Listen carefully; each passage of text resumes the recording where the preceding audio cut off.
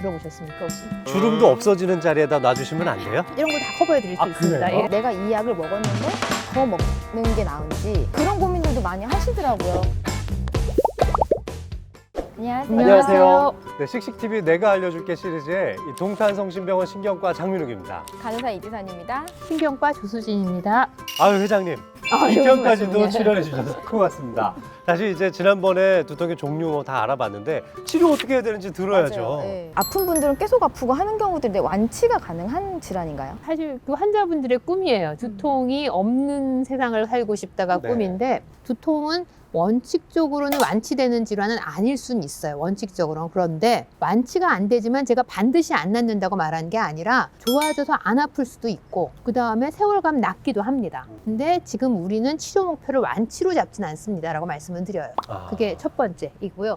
새로운 약 나온 거 들어보셨습니까 혹시? 어떤 두통 약이요? 치료에? 두통은 약이 없었어요. 아, 그러니까 두통을 위해 개발된 약이 없고 뭐 보톡스 아시잖아요. 네네. 보톡스 주름살 피려고 주사 맞다 보니까 갑자기 두통이 좋아졌다고 환자분이 오니까는 두통 약인가 보다 하고 개발해서 연구돼서 나왔고 혈압인 줄 알고 와서 혈압약 먹고 두통이 좋아졌어요. 그렇죠. 마치 혈압 떨어져서 좋아진 걸로 물론 그런 분들도 있긴 있는데 근데 이제 기전은 두 네. 가지가 머리가 아프니까 혈압이 올라갔던 게 더 그렇죠. 크고 그 다음에 혈압약 중에 일부 약이 두통 예방 효과가 있어요.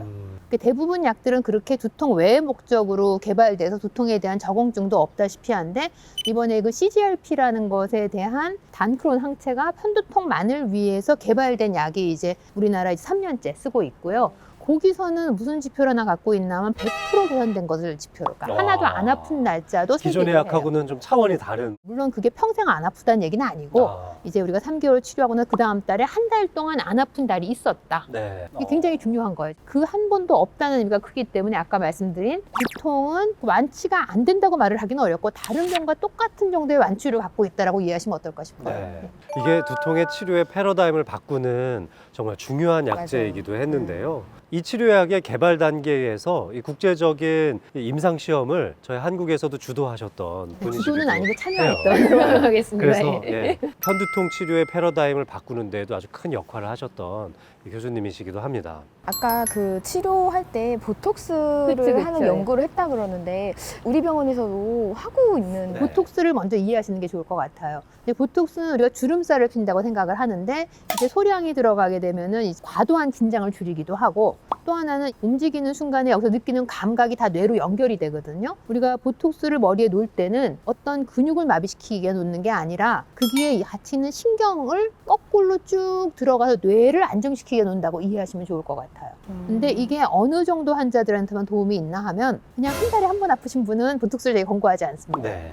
근데 이제 한 달에 15일 이상 아프신 분들은 보톡스에 도움이 되고 그러면 뇌를 안정화시키기 때문에 두통의 빈도가 줄고 강도가 줄고 진통제 사용량이 줄고 그럼 삶의 질도 좋아지고 여기 있는 갈매기 주름도 사라집니다. 근데 이왕이면 좀 주름도 없어지는 자리에다 놔주시면 안 돼요? 이렇게 주름도 선생님 여기 양쪽 네. 주름 이런 거 다 커버해 드릴 수 있습니다. 그래요? 예, 다 커버해 드릴 수 있고요. 예. 그래서 이게 그 편두통 환자에게 보톡스 치료가 너무 중요한데 저희 병원은 어느 진료 시간에 오더라도 보톡스 치료가 가능한 교수님이 한 분은 계십니다. 네. 그런 병원은 그 전국 유일하다고 생각을 하는데 아. 환자분들의 치료 접근도를 좀 올릴 수 있도록 노력하고 있습니다. 그러면 교수님이 예. 이럴 때는 이런 약들을 먹어라 하는 게 좀 있을까요? 그러게요. 그렇죠. 저희가 예. 이게 시중에서 또 판매하는 몇 가지 약들도 갖고 왔는데요. 두통 학회장이 추천해 주시는 그런 약들 이런 거 좀 궁금하거든요. 그러니까 저는 그냥 환자분에게 효과 있는 약을 먹으라고 말씀을 드립니다. 나에게 효과 있는 약 이름을 좀 알고 계시도록 권고를 해요. 그러니까 즉 편두통은 산통과 동일할 만큼 심한 통증이라고 얘기를 해요. 그렇죠. 왜냐하면 두통 환자만이 아니라 그 옆에 있는 가족들이 너무 힘들어요.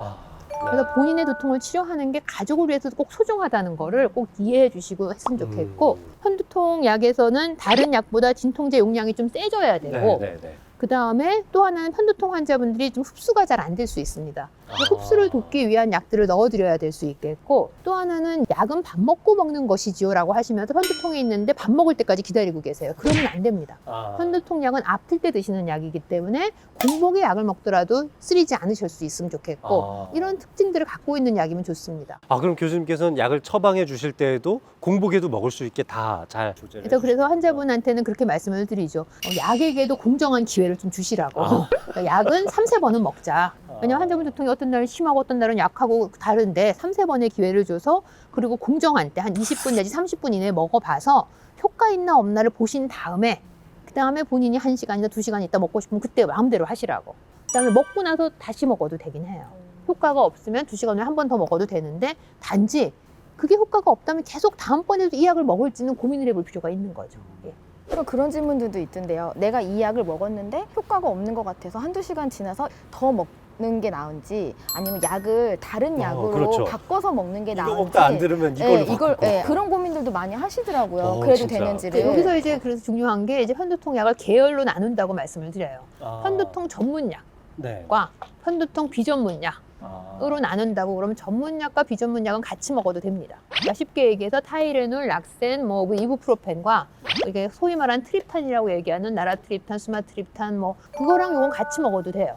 그래서 저는 보통 약을 처음에 저한테 오시는 분한테는 이건 편두통에만 듣는 약이에요라고 말씀을 드리고 이거는 모든 두통에 듣는 약이에요 말씀을 드려요. 아까도 말씀드렸던 감기 몸살이 겹쳐서 두통이 도졌다.